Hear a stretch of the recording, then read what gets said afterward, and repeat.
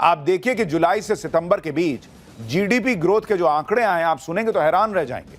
इस वक्त वो आंकड़े कहते हैं कि कहां पड़े हो चक्कर में, कोई नहीं है टक्कर में। तो जीडीपी ग्रोथ रेट अगर आप देखेंगे भारत की, ये 8.2% है बॉस, 8.2%। ये दूसरी तिमाही का आपको बता रहा हूं, ये दूसरी तिमाही के आंकड़े आए हैं, यानी जुलाई से सितंबर के बीच के आंकड़े। यानी जिस वक्त वो डोनाल्ड ट्रंप सोचे बैठे थे कि अरे मैंने टैरिफ लगा दिया, ये होगा वो होगा, उस समय भारत की इकोनॉमी रॉकेट बन गई बॉस। पिछले साल दूसरी तिमाही में यह आंकड़ा 5.6% था।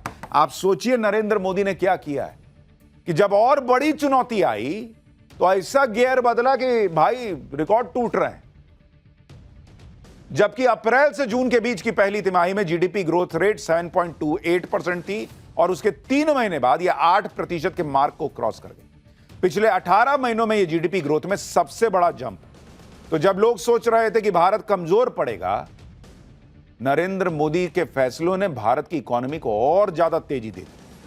यह ग्रोथ रेट तब है जब अमेरिका ने भारत पर सबसे ज्यादा टैरिफ लगाया हुआ है। अमेरिका ने अगस्त से भारत के प्रोडक्ट पर 50% टैरिफ लगा रखा है, लेकिन भारत की आर्थिक ताकत के आगे ट्रंप का टैरिफ वार भी बेअसर हो गया। जो ट्रंप भारत की इकोनॉमी को डेड बता रहे थे, उनको भी तगड़ा जवाब मिल गया। जो राहुल गांधी ट्रंप की हां में हां मिलाते हुए कह रहे थे कि अरे सबको पता है इकोनॉमी डेड है, उनको भी आज जवाब मिल गया। इकोनॉमी डेड है तो 8.2% से बढ़ती है। राहुल गांधी जी, आपकी पॉलिटिक्स डेड हो गई है ये सब कर करके। आप देखिए, राहुल गांधी ने इसी साल जुलाई में भारत की इकोनॉमी को डेड कहा था, मजाक उड़ाया था कि पीएम मोदी और वित्त मंत्री के अलावा सबको पता है कि भारत की इकोनॉमी डेड है। राहुल गांधी जुलाई में क्या मजाक उड़ा रहे थे, कैसे बिहार चुनाव आते आते उनका मजाक बन गया है, और ये आंकड़े कैसे उनका मजाक उड़ा रहे हैं, देखिए एक बार।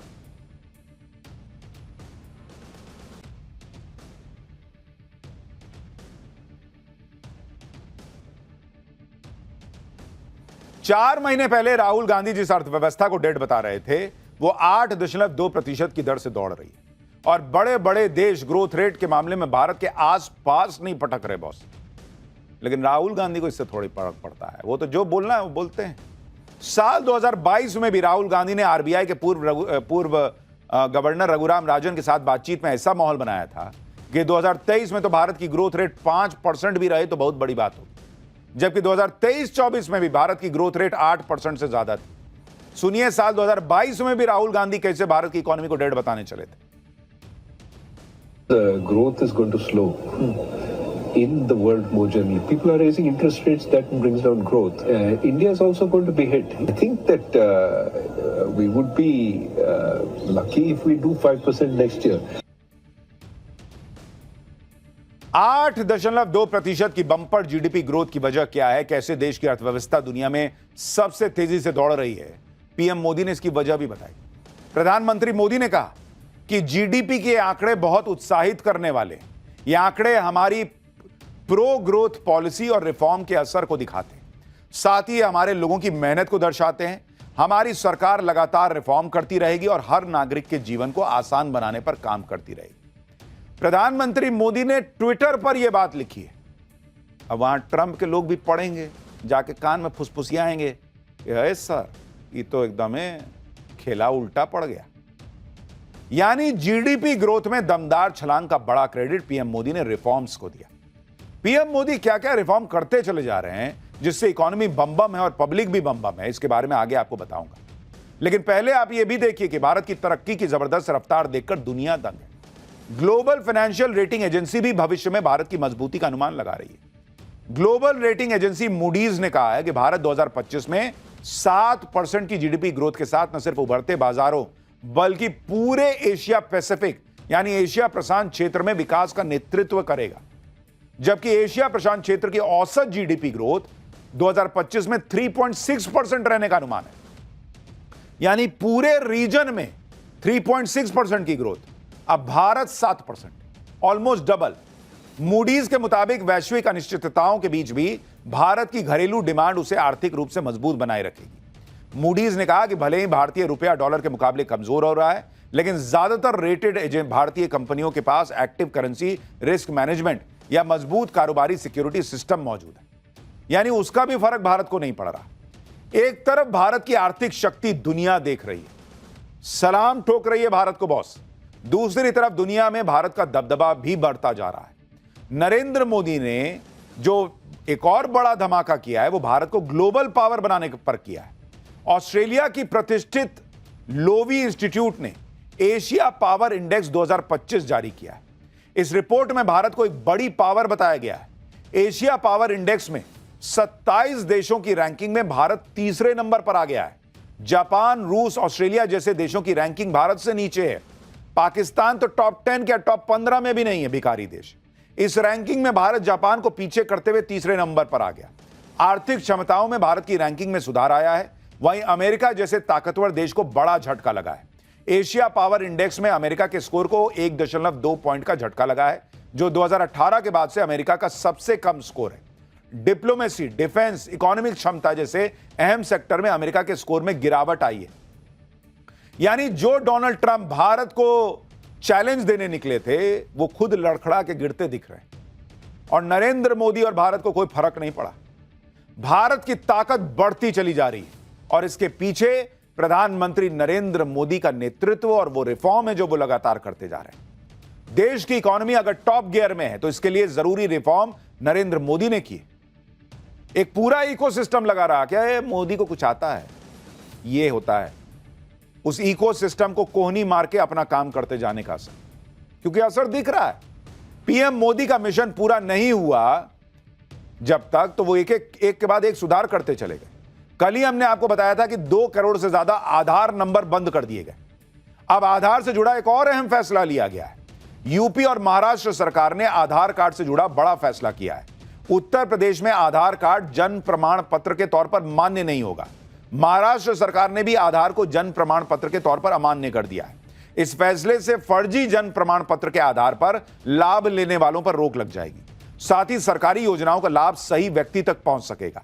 जन प्रमाण पत्र के नियमों को लेकर भी पारदर्शिता आएगी। तो एक इकोसिस्टम जो नरेंद्र मोदी से चिढ़ा बैठा है वो यही सब ना वजह है। पहले जनधन अकाउंट खुलवा दिए, बिचौलियों की चांदी रहती थी, अब सीधा अकाउंट में पैसा चल जाता है। तो जिसका पैसा बीच में कट गया बिचौलियों का, उसको कैसे नरेंद्र मोदी अच्छे लगेंगे? लेकिन जो गरीब आदमी के अकाउंट में जा रहा है उसको अच्छे लग रहे हैं, वो वोट दे रहा है। तो राहुल गांधी कहते हैं वोट चोरी हो रहा है। नरेंद्र मोदी बड़े से बड़ा रिफॉर्म करते चले जा रहे हैं।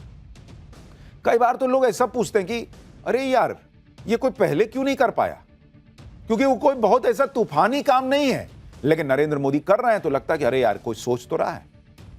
छोटी से छोटी चीजों में भी सुधार कर रहे हैं, जिनसे बड़ी बड़ी परेशानियां दूर हो रही हैं। जैसे आप देखिए, अभी तक पेंशन लेने के लिए हर साल रिटायर्ड कर्मचारियों को अपने जिंदा होने का प्रमाण पत्र देना पड़ता था। इसके लिए निर्धारित बैंक में जाना पड़ता था कि भाई मैं जिंदा हूं। लेकिन कई बार बहुत बुजुर्ग हैं, उनको दिक्कत आती थी, कोई किसी को कुछ बीमारी है, चल नहीं रहे, उठ के जाना पड़ रहा है। लेकिन अब इस सारे झंझट से बुजुर्गों को मुक्ति मिल गई। यूआईडीएआई ने पेंशन के लिए ऐसा इंतजाम कर दिया है कि अब घर बैठे ही जीवन प्रमाण पत्र बन रहा है, कहीं किसी लाइन में लगने की जरूरत ही नहीं। यह सब कैसे हो रहा है आपको बताता हूं। अब घर बैठे ही जीवन प्रमाण पत्र बनवा सकते हैं लोग। इसके लिए 2 ऐप डाउनलोड करने हैं बस। आधार फेस आरडी ऐप, इसको डाउनलोड करना है, और जीवन प्रमाण ऐप को डाउनलोड करना है। जीवन प्रमाण ऐप पर अपना आधार नंबर डालिए, फिर अपना मोबाइल नंबर डालिए, ईमेल आईडी डालिए, उसके बाद मोबाइल पर आए ओटीपी को डालकर सबमिट कर दीजिए। उसके बाद अपना पेंशन का डिटेल डालिए। उसके बाद आधार फेस आरडी से फेस ऑथेंटिकेशन होगा।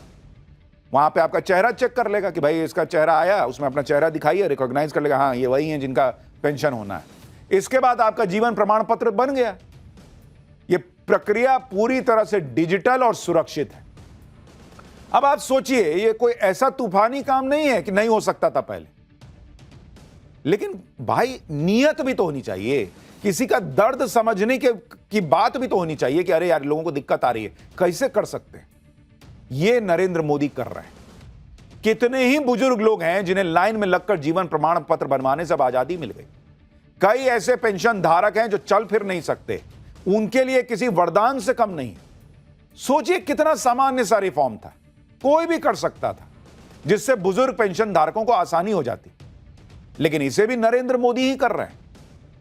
और इसीलिए एक लंबी, भाई शौचालय 70 साल राज करने वाले लोग पूरे देश में सबको शौचालय नहीं दे पाए, सिलेंडर नहीं दे पाए, गांव तक सड़क नहीं पहुंचा पाए, जनधन अकाउंट नहीं खोल पाए। खुले में कहते थे कि मैं 1 रुपया भेजता हूं, 80 पैसा कोई खा जाता है। ये बोलते हुए लाज भी नहीं लगता था कि कैसा सिस्टम बना के रखा हूं मैं, प्रधानमंत्री हो के कैसे ऐसे बोल रहा हूं जी कि मैं 80 पैसा जाते हुए रोक नहीं पा रहा। एकदम खुले में बोल देते थे। देखिए एक आदमी ने करके दिखा दिया 11 साल में। भाई यही सब होता है। तो जिसको आसानी होती है वो कहता कि नहीं, हम मोदी को काहे नहीं वोट देंगे। राहुल गांधी समझिए नहीं पा रहे हैं।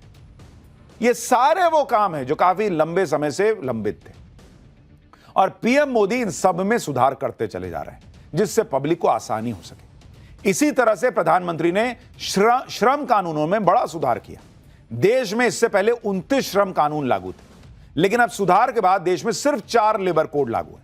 इससे क्या फायदा होगा आपको बताता हूं।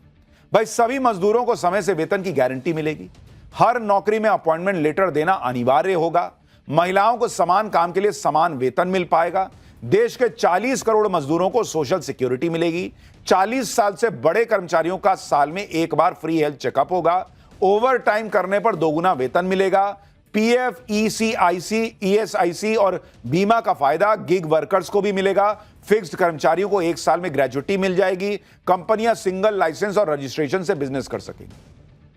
पहले 29 श्रम कानूनों के तहत 1436 नियम थे, उनको घटा के 351 कर दिया गया। यानी नियमों के जंजाल से मुक्ति मिली। इससे कंपनियों को फायदा, लेबर को फायदा, कर्मचारी को फायदा। और इस लेबर कोड में कर्मचारियों का पूरा ख्याल रखा गया है।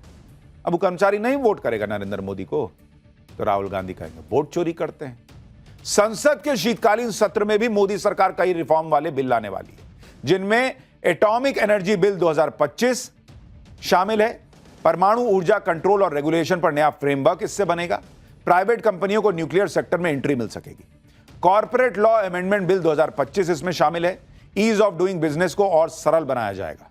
कॉन्स्टिट्यूशन में 131वां संशोधन बिल 2025 आएगा, जिससे चंडीगढ़ को संविधान के आर्टिकल 240 में लाया जाएगा। इससे केंद्र शासित प्रदेशों के लिए नियम बन सकते हैं। Higher education of India bill college और यूनिवर्सिटी को ज्यादा फ्रीडम देना, सिस्टम को पारदर्शी बनाना इसका मकसद है। यूजीसी, एआईसीटीई, एनसीटीई को खत्म कर एक कमीशन में जोड़ा जाएगा। नेशनल हाईवे अमेंडमेंट बिल, इससे भूमि अधिग्रहण की प्रक्रिया तेज होगी और अधिक पारदर्शी होगी, जिससे नेशनल हाईवे प्रोजेक्ट्स में देरी कम हो सकेगी। यानी प्रधानमंत्री मोदी हर सेक्टर में सुधार कर रहे हैं और इसके लिए जरूरी नियम कानून बनाते चले जा रहे हैं, जिससे विकास को रफ्तार मिल रही है, तेजी से भारत बढ़ रहा है। एक तरफ तो प्रधानमंत्री मोदी रिफॉर्म, परफॉर्म, ट्रांसफॉर्म वाले मंत्र पे काम कर रहे हैं, सनातन को साथ लेकर चल रहे हैं, इकोनॉमी को रॉकेट बना रखा है, ग्लोबल पावर भारत की बढ़ रही है। और दूसरी तरफ राहुल गांधी, दूसरी तरफ कांग्रेस, जो अपने अंदर ही रिफॉर्म नहीं कर पा रही, वो देश में क्या रिफॉर्म करेगी। राहुल गांधी जो मिशन मोड में वोट चोरी का मुद्दा उठा रहे हैं, ये जानते हुए भी कि इसका जमीन पर कोई असर नहीं हो रहा। पूरा बिहार चुनाव राहुल गांधी के वोट चोरी वाले कैंपेन पर कांग्रेस ने लड़ लिया। नतीजा यह हुआ कि कांग्रेस की बुरी हार हुई। कांग्रेस 6 सीट पर सिमट के रह गई। इस खराब परफॉर्मेंस के बाद कांग्रेस ने समीक्षा बैठक बुलाई, जहां हार की वजहों पर चर्चा होनी थी, लेकिन हार की वजह तो राहुल गांधी ने चुनाव के दौरान ही बता दी थी। समीक्षा बैठक में भी वोट चोरी को हार का जिम्मेदार बता दिया गया। बिहार में हार के कई और फैक्टर को जिम्मेदार, और भी कई फैक्टर्स को जिम्मेदार बताया गया, लेकिन राहुल गांधी पर किसी ने उंगली तक नहीं उठाई। यानी अगर कांग्रेस की जीत हो तो राहुल जननायक, हार हो तो कार्यकर्ता खलनायक। आप देखें कि बिहार में हार की समीक्षा बैठक में राहुल गांधी ने क्या कहा। सूत्रों के मुताबिक राहुल गांधी ने नेताओं से कहा कि हार की जिम्मेदारी सभी नेताओं को समान रूप से लेनी चाहिए। वाह भैया, गांधी परिवार पूरा कांग्रेस पार्टी चलाएगा, हार की जिम्मेदारी सब बराबर बराबर लेंगे। दूसरों पर दोषारोपण करने की बजाय जिम्मेदारी लेनी चाहिए। कह रहे हैं हार के लिए 10,000 रुपए कैश ट्रांसफर और एसआईआर जिम्मेदार है। हमारे 6 उम्मीदवार जीते तो फिर बाकी कैंडिडेट क्यों नहीं जीते। ये कोई बात है कि हम जो है वो इसमें सोशल साइंस में पास हो गए तो हम मैथ्स में क्यों नहीं पास हो। अरे भाई मैथ्स नहीं पढ़िएगा तो फेल होइएगा। इंग्लिश नहीं पढ़िएगा तो फेल होइएगा। ये क्या बात हुई कि 6 जीते तो बाकी नहीं जीते? अच्छा देखिए, कह रहे हैं कि क्यों हारे, तो एक तरफ कहते हैं SIR की वजह से हारे, दूसरी तरफ कह रहे हैं 10,000 रुपया ट्रांसफर हुआ इसलिए हारे। भाई SIR में जो वोट चोरी करिए लिया, वो 10,000 रुपया काहे ट्रांसफर कर रहा था फिर? और जो 10,000 ट्रांसफर कर दिया वो SIR में चोरी क्यों करेगा फिर? कोई सिर पैर है? दोनों जुड़ रहे हैं आपस में। राहुल गांधी का बस चले तो चुंबक का जो है ना नॉर्थ पोल और नॉर्थ पोल को सटा दे, कर सकते हैं ये, और कोई नहीं कर सकता। यानी राहुल गांधी अभी भी कन्फ्यूजी आए हुए हैं। अगर SIR की वजह से हारे और वोट चोरी हुई तो फिर समीक्षा बैठक कर कौन बात कर रहे हैं? अगर हार की जिम्मेदारी ले रहे हैं तो फिर वोट चोरी वाला नैरेटिव काहे सुना रहे हैं? लेकिन राहुल गांधी और कांग्रेस आला कमान पर उंगली उठाएगा कौन? सुनिए एक बार क्या हुआ है। कांग्रेस पार्टी के विपक्ष के लीडर तो आदरणीय जननायक राहुल गांधी जी हैं, तो उन्होंने एक बात जरूर अपनी रखी। उन्होंने कहा कि आप जितने भी बैठे हुए हम कांग्रेस पार्टी के जितने कार्यकर्ता हैं, मतलब हमारे लिए कहें, बिहार के कार्यकर्ताओं के लिए कहें, कि हम सब लोग कहीं ना कहीं जिम्मेवार हैं। बिहार की हार के लिए समीक्षा बैठक में कांग्रेस के सारे उम्मीदवार भी आए थे। सभी के साथ मल्लिकार्जुन खड़गे और राहुल गांधी ने बात की। सबसे बात करने के बाद हार की वजह सबके सामने रखी गई। समीक्षा बैठक में हार के आकलन में 2 बातें सामने आई। पहला आकलन यह था कि वोट खरीदे गए और चुनाव प्रक्रिया की धज्जियां उड़ाई गई। दूसरा, महागठबंधन से उम्मीद के मुताबिक सहयोग न मिलना और कांग्रेस की खुद की कमियां। आप खुद सोचिए कि कांग्रेस की समीक्षा बैठक में किस तरह का ड्रामा चला है। ये चुनाव तक वोट चोरी का मुद्दा, रिजल्ट के बाद वोट खरीदी का मुद्दा। गजब नहीं है बॉस?